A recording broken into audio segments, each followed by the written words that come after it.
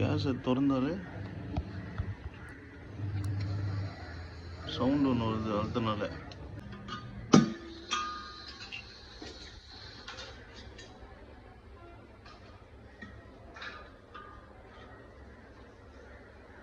இது உள்ளேருந்து வருதா ப்ரோ? ஆமாம் வரணும். வாசல்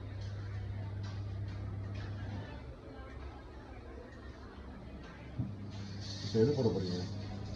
இதே போட்டு பார்த்தலாம் ப்ரோ. இதே தான் மூடணும்.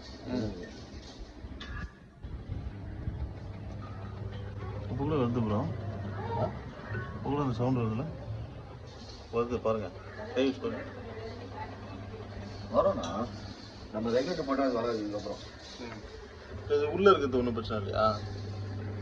ஆனால் மவுத்தில் பின்னு வந்து எப்பவுமே வந்து அந்த லீக் இருக்கும். நான் எல்லா சிலிண்டர்லையும் பழைய மவுத்தில் அப்படிதான் இருக்கும்.